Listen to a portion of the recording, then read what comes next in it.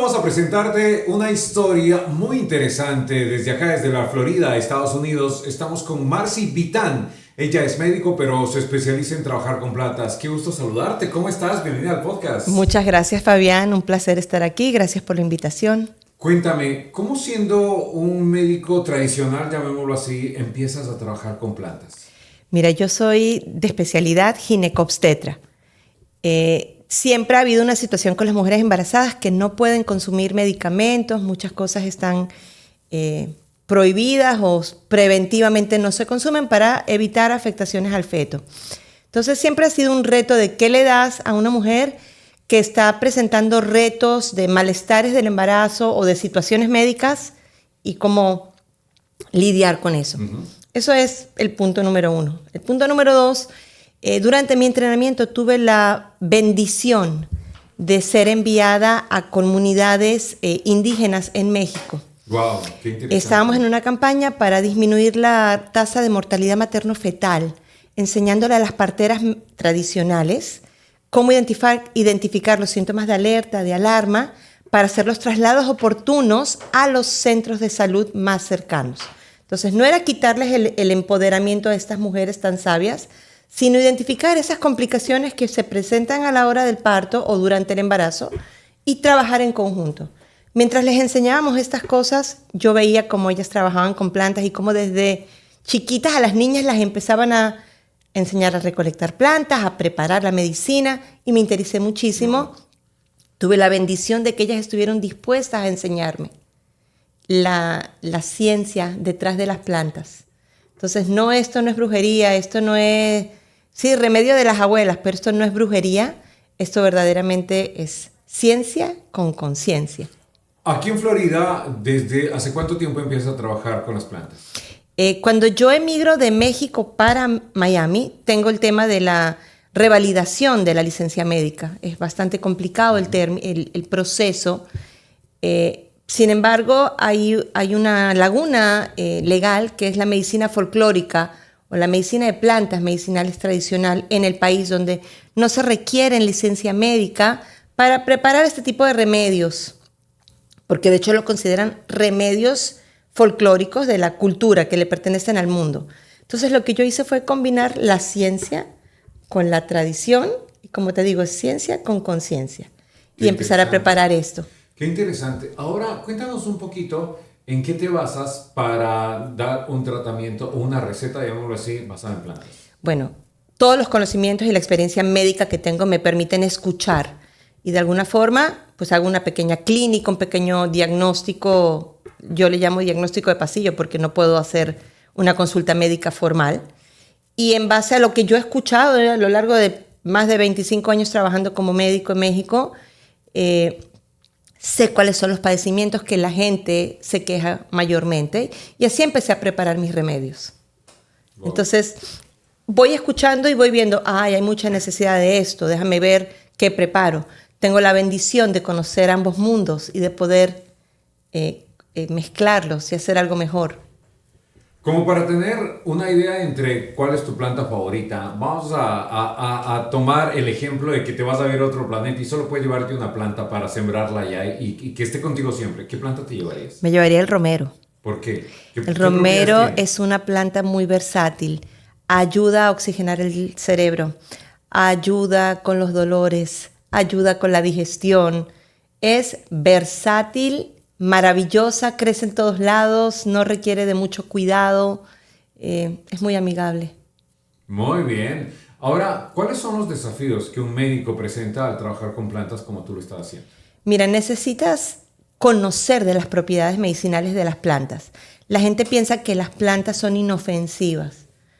Sabemos que hay plantas que son controversiales. Wow. y que tienen poderes muy grandes, y cuando no los sabes usar correctamente puedes perjudicar. También tienes que conocer de interacciones con medicamentos. Muchísima gente ya llega con tratamientos médicos farmacológicos, entonces no le puedes usar una planta si está tomando un medicamento. Te pongo el ejemplo de los anticoagulantes. Una persona que está tomando medicamentos anticoagulantes por situaciones cardiológicas o por otro tipo de condiciones médicas, no se le puede estar dando, por ejemplo, cúrcuma. Y todo el mundo manda, toma cúrcuma, Si esa persona está anticoagulada y le das cúrcuma, le estás diluyendo más la sangre, le puedes perjudicar. O algo tan simple como la toronja. El pomelo, exactamente el pomelo. El pomelo tiene una interacción con los antibióticos, con el efecto. Entonces tienes que conocer de ambas cosas, no es nada más tómate y ya. ¿Qué tiene lo uno, qué tiene lo otro? La pregunta aquí es, ¿nunca tienes que combinar medicamento con plantas o depende del caso? Depende del caso. La mayoría de las veces yo sí las combino. Y no todas las plantas son agresivas, muchas son muy nobles y muchas potencializan otras. Entonces tienes que conocer de ambos mundos, tienes que saber de farmacología, tienes que saber de medicina, tienes que saber de interacciones farmacológicas, de interacciones con las plantas y los medicamentos. Es mucho más complejo de lo que la gente cree. En todo este tiempo, ¿qué nomás has podido aprender de las plantas medicinales? Mira, la diferencia entre el remedio y el veneno está en la dosis. ¡Wow! Interesante, interesante. Cuéntanos algún caso tal vez que te ha sorprendido utilizando las plantas o de pronto personas que muchas veces son incrédulas a este tipo de tratamientos y que han probado y les ha resultado muy pero muy beneficioso. Mira, un secreto que yo tengo cuando preparo mis remedios es trabajar mucho en el sabor. Una clave para que los tratamientos tengan éxitos es que sean agradables al paladar o de que sean de fácil aplicación.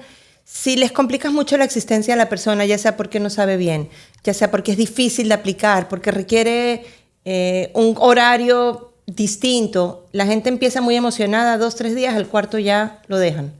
Entonces, el hecho de que yo trabajo y tengo mucho éxito con los sabores de mis medicinas y de mis preparados, hace que la gente continúe tomándolos. Y gente ha venido conmigo y me dicen, wow, ya no me duele la cadera, wow, mira ya las manos como las tengo, ya no se me cae el pelo, o ya no tengo la gastritis, o he mejorado. A veces no se quita por completo, hay condiciones crónicas que no se quitan en 5 minutos, ni en 10 días, pero notan la mejoría. Y eso es maravilloso cuando vienen y compran más, o cuando me traen a alguien y me lo recomiendan y me dice, por favor, dale lo que me diste. Te lo refieren, Sí. claro, está muy bueno. Marci, cuéntanos, ¿por qué recomendarías acudir a ti? Porque combino ambos mundos. Porque lo que yo te voy a dar tiene una responsabilidad médica detrás. No se trata de venderte un producto, se trata de mejorar tu calidad de salud y tu bienestar en general, tu calidad de vida. Entonces tienes que ir con alguien responsable que sepa. Un médico alópata o tradicional que no sabe de plantas te va a decir no tomes eso. ¿Por qué? Porque como nosotros no nos enseñan en la escuela de medicina a usar plantas, nos alejamos de lo que no conocemos. Un médico herborista, que no es médico, es un herborista, es un área técnica, vamos a llamarlo así desde el punto de vista moderno, que no conoce de farmacología, que no conoce de fisiología y fisiopatología humana, también tiene que ser cuidadoso porque a veces niegan la existencia de otros tratamientos o la forma en la que debes de preguntar. Algo tan simple como te tomas un baby aspirina y la gente a veces no lo pregunta y eso puede tener un efecto junto con las hierbas. Entonces claro, yo te combino ambas cosas. Yo tengo esa bendición de conocer ambos mundos y de poder de verdad hacer lo correcto con mis pacientes. En todo este tiempo, ¿qué has aprendido de tus pacientes? A escucharlos. La gente quiere ser oída muchas veces y la gente quiere ser abrazada, tocada con dignidad. A veces agarrarle la mano, a veces darles un abrazo. No tienes una idea cómo empieza el proceso de sanación. Ahí darles empatía y no decir, ahí estás loco, no tienes nada. Nadie quiere ir al médico y le digan, usted no tiene nada. Algo tienen, porque por algo vienen. A veces no es físico, a veces es emocional, a veces es mental y no se puede tocar. Pero cuando tú tienes empatía y cuando tú puedes ver al paciente más allá de su cuerpo, te puedes conectar y puedes empezar el proceso de sanación. Excelente. Marci, cuéntanos, ¿qué opinan tus pacientes de ti y tus productos? ¿Qué han dicho? Están felices, encantados, que dónde estoy, dónde he estado tanto tiempo. Los de México, que cuando regreso, vuelvo muy seguido. Y los de aquí es, no te vayas, por favor. Qué bien. Quisiera pedirte para cerrar esta entrevista un mensaje a toda la audiencia que nos ve. ¿Qué les podrías decir? Cuídense, escuchen a sus cuerpos. la clave para estar sanos es la prevención. Nosotros trabajamos mucho en reparar lo que está funcionando mal. Empecemos lo más jóvenes que podamos. Y hoy es el día más joven que vas a tener el resto de tu vida. Entonces nunca es tarde para empezar. Hábitos tan fáciles como agradecer, levantarte y caminar 10-15 minutos, tomar agua y dejar gaseosas. Medicina preventiva es lo básico. Y de ahí empezar a disminuir la inflamación, que es el principio de cualquier enfermedad.